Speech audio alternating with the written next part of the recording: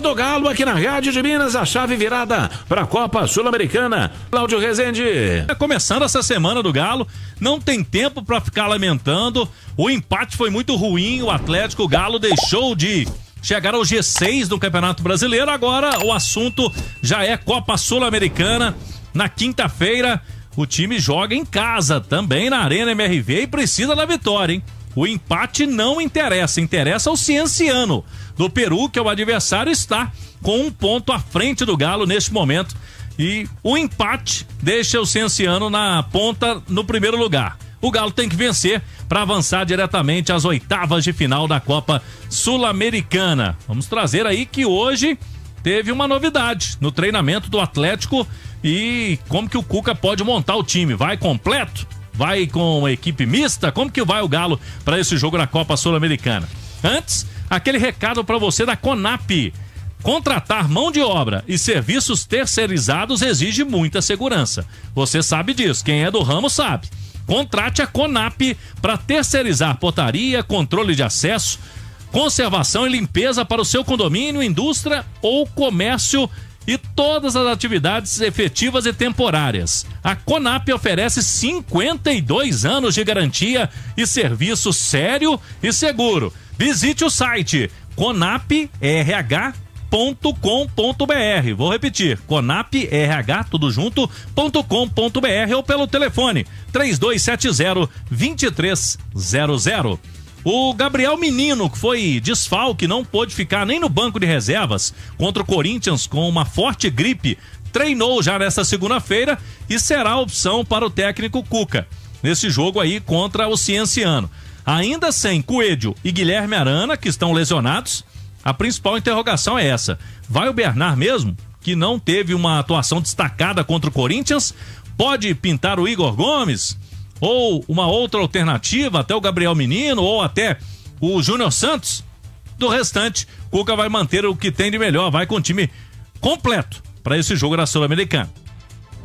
Duelo contra o Cienciano, Gabriel Menino é opção para esse jogo. Chave virada para a Copa Sul-Americana, Romano. E seria interessante o Gabriel Menino atuar, porque como ele ficou de fora, para ele não perder o ritmo, né? E já ficar à disposição do Cuca. Agora, é uma decisão. Sim. E aí muita gente pode falar assim, mas não classificam 2? Sim, classificam 2.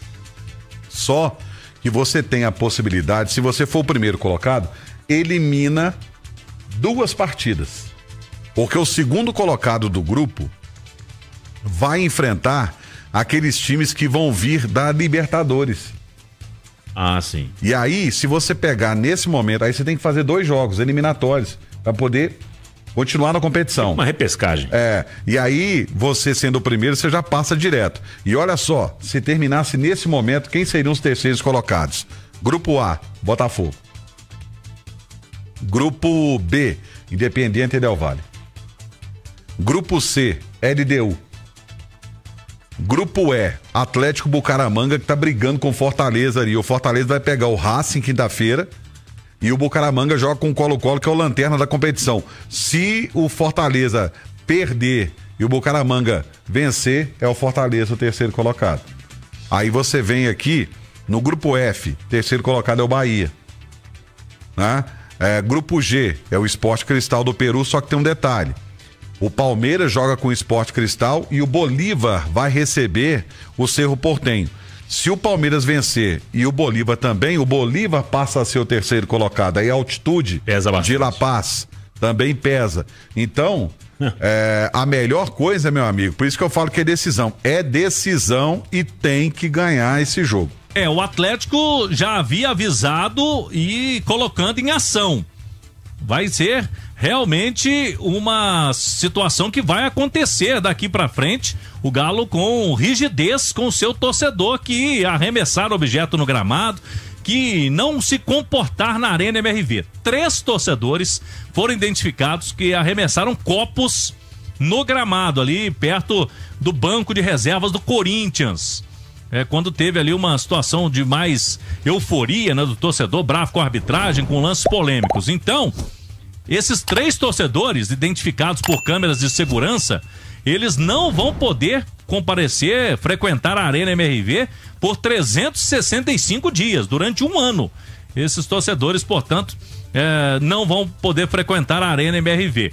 E para esse jogo contra o Cienciano, o Galo vai implementar no setor visitante, pela primeira vez, o reconhecimento facial. Então o torcedor do Cienciano, que é um número menor, né, já até para teste, nesse setor. Em breve, todos os setores da Arena com o reconhecimento facial também. Preço do ingresso mantido, a partir de R$21 para sócios. Jogo quinta-feira, 9h30 da noite. O Atlético vai ao mercado buscar reforços? Fala pra gente.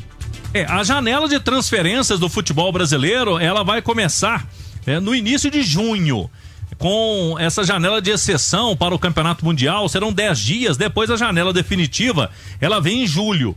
O Galo já contratou o atacante Dudu, que vem treinando, e ele vai poder ser inscrito a partir ali dos primeiros dias de junho, e aí tem a possibilidade de estreia do Dudu contra o Internacional, na partida que está marcada aquele jogo antes do Mundial, né? No dia 12 de junho. Então o Dudu estará pronto. E o Galo tem também as prioridades, né? Para buscar na janela um volante, primeiro volante de marcação, um zagueiro, um segundo volante, um meia que chega mais à frente e quem sabe esse meia atacante. O Galo trabalhando nessas possibilidades, nessa janela do meio do ano. Um pedido do Cuca, né? É que não negociem o Rubens, que vem sendo um coringa, jogador importantíssimo no elenco e já começa a ser assediado pelo mercado internacional. Rubens, destaque, veio da base do Galo, tá brilhando. Por falar em base, né, Romano? Pois é, a notícia que vem de Maceió, né? O centroavante Fabrício, que é um dos destaques da base do CRB, ele foi emprestado para o Atlético. Foi através de uma nota oficial que o clube alagoano divulgou aí o empréstimo do jogador de 18 anos. Não falou valores, mas disse que ele está emprestado pelo Atlético com opção de compra.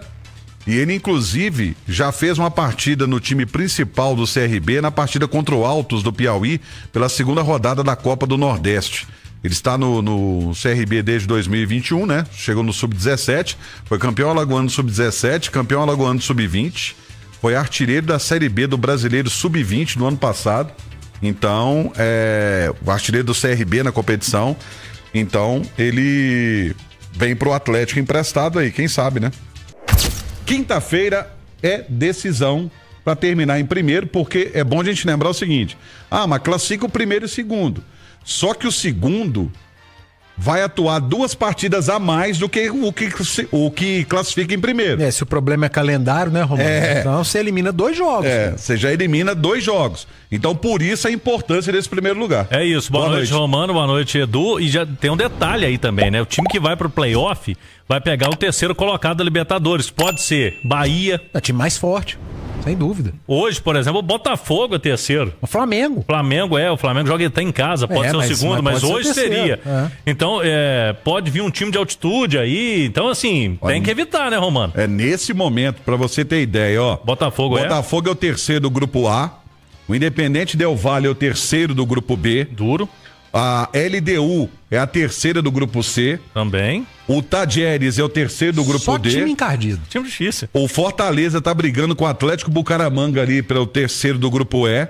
O Bahia é o terceiro do grupo F. O Sporting Cristal é o terceiro do grupo G. E aí, já o San Antônio Bulo aí isso é mais tranquilo. É mais tranquilo, né? Mas aí nesse grupo que você falou do Palmeiras aí, no grupo que tem hoje o Sporting Cristal, mas ele joga com o Palmeiras, e o Bolívar joga em casa na altitude com o Cerro. O Bolívar pode ser o terceiro. Exatamente. E aí teria La Paz. Nossa, então é tudo complicado, cara. Então, esse jogo de quinta vale muito, e o Cuca sabe disso. Vale muito. Eu vou mandar uma mensagem pro Bruno Sávio. Ele joga no Bolívar. Porque são jogos complicados, além do calendário que vocês citaram bem. Não é uma certeza, você depende de qual time pegar aí, é jogo duríssimo, e o Atlético vai enfrentar um Cienciano, Romano, que vem fazendo muitos gols, hein? Se é uma preocupação do Atlético, não só esse jogo que ele ganhou da UTC por 6-1 no sábado, mas, por exemplo, contra o Deportes Iquique eles fizeram 4-0 na última rodada. Já tinham feito 3-1 no Caracas. Tá certo que esses jogos todos foram em casa, né? Tem altitude lá, né? Em Cusco, mas é um time que vem fazendo gols e melhorou bastante, né? Desde aquele primeiro jogo que o Galo, porque o Galo com o Cienciano foi o primeiro jogo do grupo. Sim. E agora é o último. Aquele primeiro jogo, o Cienciano estava muito ainda instável, estava sem treinador, depois chegou um treinador, o time melhorou. Mas o Galo sentiu a altitude lá, né? Sentiu. Mas aquele jogo eu falei, em Belo Horizonte vai ser tranquilo. Mas o time cresceu. Inclusive, tem um jogador que vem jogando agora que não jogava lá atrás, que é o Cueva. Tá jogando bem lá, Romano. Impressionante. O Cueva que passou pelo Santos, São Paulo, aqui no futebol brasileiro. Mas tá jogando bem. Eu lembro que a gente acompanhava as informações até do sorteio, né? Sim. E a torcida queria matar o Cueva lá, né? E agora tava tá bravo bem. com ele lá. E se esse ano tem feito muitos gols, o Atlético tem tomado menos, né, Cláudio? Sim. Os últimos 3 jogos, o Atlético não sofreu gols, sofreu poucos gols nos últimos 7 jogos. Você tem ali um gol sofrido pelo Caracas, não sofreu gol contra o Juventude. Então, nos últimos 7 jogos, 4 sem sofrer gols, né? Então, o sistema defensivo do Atlético vem melhorando, vem dando sinais de melhora, de sofrer menos. Mas mesmo assim, Teve cara... algumas voltas aí, né? Quando voltou Liang, voltou Alan Franco, você vê que a qualidade é diferente do elenco. E o Cuca falou isso, né, Edu? Ele deixou entender, eu nem sei se a declaração do Cuca pro elenco ali foi boa, porque ele expôs que há uma diferença, né? Ele mesmo falou isso publicamente. Ele falou o óbvio. Mas às vezes o óbvio cai mal pro elenco. Mas né? aí eu acho que é meio uma chutada de balde. Ele falou. Deve ter falado internamente, né? E aí falou, então vou mostrar. Porque eu perguntei pra ele se não tava na hora de rodar o elenco, porque o Corinthians rodou. Aí ele falou, vou rodar a quinta. É jogo decisivo. Ele deixou entender que contra o Ceará ele pode poupar algum ou outro. Mas é jogo duríssimo também, né, Edu? Ele não pode rodar. Quando ele rodou lá contra o Iquique no Chile, a gente viu no que deu, né? Apesar do Atlético ter feito um bom início de jogo lá, mas a turma relaxou e acabou sendo envolvida pelo péssimo time do Iquique. O Atlético perdeu pro Iquique, né? Por 3-2, enfim. Por mais que seja uma declaração polêmica, o Cuca tem razão, cara. Não dá. É um jogo que vale muito, vale a classificação em primeiro lugar, vale calendário e vai ter que fazer escolha pelos principais jogadores. E aí, se lá no final de semana contra o Ceará, que vai estar descansado, que não joga, não jogou na rodada do Brasileiro, não joga no meio de semana. O Ceará está emendando aí 10 dias praticamente sem entrar em campo diante de um Atlético que não tem 2 de folga, já há um bom tempo. Então talvez lá no Ceará, lá no Castelão contra o Ceará, o Cuca vá mexer nessa equipe, porque contra o Cienciano vai com o que tem de melhor. E aí fica uma interrogação, eu tô vendo, viu, Romano, desde sábado pra agora, uma enxurrada de críticas, não sei se você tá vendo também aqui no chat, do Bernard, né? A turma não gostou do Bernard no jogo de sábado, né? Foi uma grande oportunidade pro Bernard. O Bernard, ele vinha de bons jogos, por isso foi escolhido pra ser titular. Exato. Mas aí, cara, eu vou fazer o papel de advogado do diabo e eu não tenho problema com isso. O torcedor tem todo o direito de reclamar, mas o jogo Atlético e Corinthians foi um jogo extremamente físico, cara. E não era jogo... Ele não se mostrou jogo pro Bernard. Bernard, fisicamente, ele não é um jogador de porte físico. Então ele perdeu a maioria das divididas. Acho que o passe pro grande lance do Atlético no jogo foi dele. Pro gol que o Rony perdeu. Se eu não estiver enganado, foi um passe do Bernard. Sim. Mas... o jogo não era para um jogador como o Bernard, e tanto que o Cuca tirou. Mas os jogos anteriores ele entrou bem. E aí você até chegou a dizer, né, Edu, que é uma impressão que a gente tem também, que o Igor Gomes, quando começa, não consegue jogar como ele entra. Nitidamente o Igor Gomes é um jogador de segundo tempo. É jogador de segundo tempo, para entrar durante o jogo, entrou bem de novo, mas todo jogo que ele começa, dá vontade de falar, não, ele tem que voltar no outro jogo, no segundo tempo. É um cara bom para ter no elenco, o Igor Gomes. E o Júnior Santos também não tá pronto para ser titular, né, assim, fisicamente, né, Romano? Então... não dá pra crucificar o Cuca. Ele ia pôr quem? O Gabriel Menino, que poderia ser uma opção, um jogador de meio campo. Tava gripado. Até agora, pra esse jogo, ele tá lá disponível. Mas pode ser que comece com o Bernard de novo, né? Porque o Igor Gomes até entrou bem no segundo tempo. Ele pode pensar, vamos com o Igor agora. Mas normalmente não entra bem. Começa jogando, não começa... Com o Clássico, por exemplo, ele já não teve um bom jogo, né? Então, vamos ver. O que o Cuca vai fazer nas demais posições. Não vejo tanta dúvida assim. Agora, que o Coelho faz uma falta grande, porque não tem 1 contra 1, né? O Atlético não tem um jogador com 1 contra 1. O Atlético perde essa característica, né? Perde esse poder de ter o cara que encara o jogador adversário para criar jogadas, abrir espaço para os companheiros. Mas a gente tem que enaltecer aqui um outro jogador do Atlético. O que esse menino chegou e tá tomando a posição é brincadeira. E mais do que isso, Patrick. Encaixando com o Alan Franco. É o Patrick. O menino tá mostrando o cartão de visita. Dois garotos têm sido os melhores jogadores do Atlético, o Rubens e o Patrick, mais o Coelho que tá fora, então esses dois têm sido os melhores. O Rubens fez um grande jogo contra o Corinthians de novo, o Patrick foi bem outra vez. Esses dois aí eu não tenho dúvida que estarão em campo.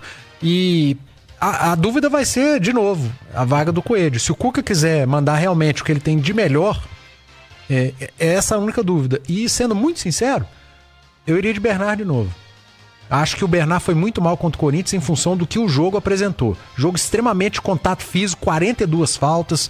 Talvez contra o Cienciano ele seja um jogo, claro, um adversário fechadinho, porque o empate é da equipe do Cienciano, mas talvez seja um jogo menos físico e o Bernard tenha a condição de apresentar um futebol melhor. E tem uma coisa também, gente. Agora, o Bernard não pode reclamar de chance, não. De chance, ele não pode reclamar com o Cuca, não. Porque o Cuca tá tendo uma paciência muito grande para ele, já conhece ele. Mas os jogos anteriores ele entrou bem.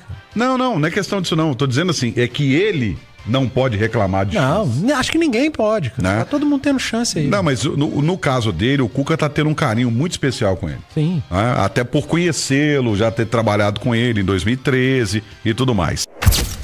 Então é isso aí, pessoal. Já que você chegou até aqui no vídeo, não se esqueçam de dar aquela moral, né? Se inscrevam aqui no nosso canal, deixando um like, a opinião de vocês aqui nos comentários, galera. Vai nos ajudar bastante, né? Pra gente tá trazendo esses cortes aí do nosso Galo todos os dias aqui pra vocês, pessoal. Rapaziada, então é isso, né? A gente vai ficando por aqui. Um forte abraço a todos. Fiquem todos com Deus e até o próximo vídeo, galera. Fui!